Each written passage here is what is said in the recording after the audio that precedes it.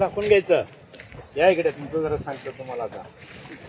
आणि ही side pack करायची, ही side मध्ये पॅक करायची नाही. या इकडे आता तुम्ही सांगा. आतमध्ये तुमचा व्हिडिओ बनवतो तुम्हाला परत पाठवता.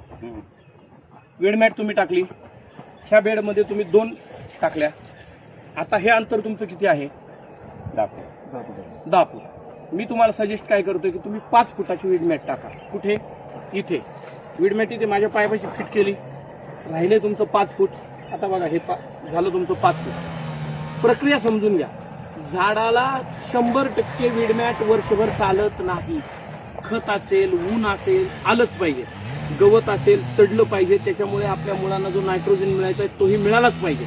याच्यासाठी काय करायचं, 45 दिवस विडमॅट इकडे बांधून ठेवायची. तुम्ही हे एकदम रेबिटने पॅक केलंय ना, याला फक्त नाडी वे म्हणायचं. नाडी आपले जे कॅल्क्युलेशन करायचं, आपले पोल कितीवर आहे, आपलं आंब्याचं झाड कितीवर आहे, आपलं सीताफळ कितीवर आहे, एनिवे आपलं डाळिंब कितीवर आहे, ह्या गोष्टी तुम्ही टाईप करायच्या. तेवढी अंतरावर त्याच्याकडून दोऱ्या घ्यायच्या. इकडं 45 दिवस ठेवायची. एक माणूस सांगायचा, दोऱ्या सोडायच्या, एक माणसाने पाठीमागे इकडे बांधायच्या. 45 दिवस इकडे विडमॅट ठेवा, 45 दिवस इकडे विडमॅट ठेवा. तुम्ही किती टाकले? आता 2 पीस टाकले.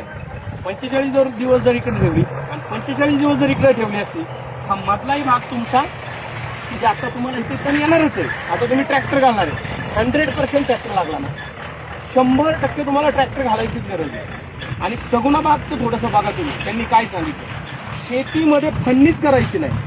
खरी गोष्ट का माहिती आहे? जमीन कशावर चालते? जमीन जीवाणूवर चालते.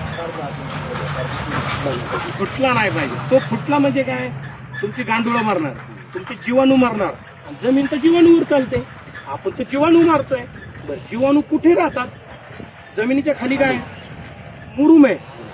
जीवाणू हे वरच्या स्तरात राहतात. म्हणजे जेवढे उन्हामुळं आणि वातावरणामुळे अडचण आहे, त्यांना संरक्षण नाहीये, तेवढेच खाली जातात 2-3 इंच. त्याच्या खाली आपले जीवाणू जडलेले असतात. त्यामुळे जीवाणू जगणं महत्वाचं आहे. इथून पुढच्या प्लॉटमध्ये विडमॅट करायची ठरलीच, मी सांगतो या पद्धतीने करा. माझं दुसरे प्रश्न, आता जी 5 फूट टाकायची, दोन्हीकडे टाकायच्या 5-7 फुट नो, एकच टाकायची. एकच टाकायची. तिला 45 दिवस इकडे बांधून ठेवायची, 45 दिवस इकडे बांधून ठेवायची. गवत उगवणार नाही, सगळं गेलं असतं तुमचं. विडमॅट 50% जास्त असू द्या. त्यांनी काय जमायला काय अडचण आहे? प्रश्न विचारा, जी अडचणी विचारा. नाही जे म्हणजे आपल्याला अडचण आहे ते सुचवतो. तिथे पोस्टल जास्त पण इथं गवत येतं ना. गवत आता गवत जर विडमॅट सूर्यप्रकाश नाही लागणार म्हणजे गवत येणारच नाही. गवत येणारच नाही. बाकी काय अडचण आहे? तेवढीच अडचण आहे, तीच अडचण आहे, बाकी काहीच अडचण नाही.